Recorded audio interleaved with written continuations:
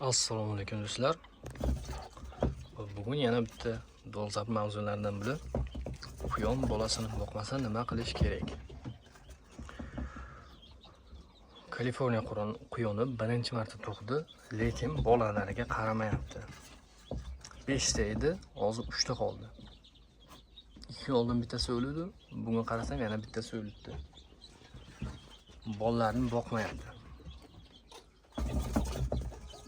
Xo'sh, agar ona quyon bolalarni boqmasa nima qilish kerak? Buning uchun qilinadigan 2-3 ta ishlar bor. Birinchisi, ona quyonni olib erkak quyon qo'shib qo'yiladi. Bolalarni boshqa quyon bo'lsa, boshqa quyonga o'tkazib yuborishadi.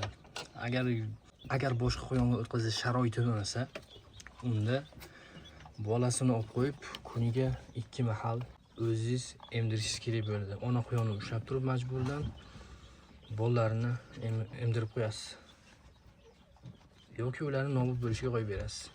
Agar bu holat 2-3 marta takrorlansa, ya'ni ona quyon tug'ib bolalariga qaramay qo'ysa, 2-3 marta 1000 dardga bir davo pichoq.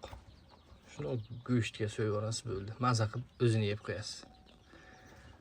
Chunki bunaqa quyonni ushlab turgandan vobshe foyda yo'q. Birinchidan ovqatini berishga qoladi, ikkinchidan har safar u bolasiga qaramaganda har safar ko'nglingiz achib turadi. Shuning uchun 1000 dardga bir davo shuni pichoq bilan so'yib yuborasiz. Maza qilib go'shtni yeysiz. Sotib yuborsangiz ham bo'lmaydi. Yo'q, go'shtgadek sotib yuborish kerak. Birovni kuydirish uchun uni shundoq sotib yuborsangiz. O'zimda ham shunaqa holat bo'lgan. Quyon oldim, 1-2 marta, 3 marta o'sha tug'madida. Tug'ardi, yo bolasini ezib tashlardi, yo bolasini boqmasdi. Shuning uchun bunaqa noinsof qilmasdan shunchaki o'zingiz maza qilib yeganingiz yaxshi.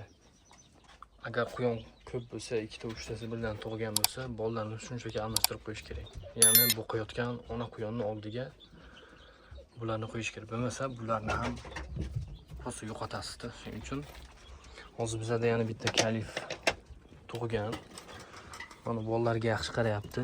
Birinchi marta bo'lsa ham, lekin yaxshi qarayapti. Hozir yo buni bolasilari 5 ta edi, adashmasam, yo 6 ta.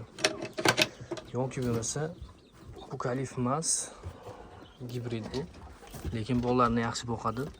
Bu уже opti bor, 4-5 marta bolaladi. Agar undan ko'p bo'lmasa, haligacha ustini ochgani yo'q, opti borda. Shuning uchun shunchaki bolalarni boshqa ona quyonni oldiga olib qo'yish kerak. Bo'lmasa, ularni ham yo'qotish xavfi juda katta. Foydali bo'lgan bo'lsa, obuna bo'lib qo'yishni unutmanglar. Savolinglar bo'lsa, bemalol kommentariyaga berishinglar mumkin. Qo'ldan kelgancha javob beramiz.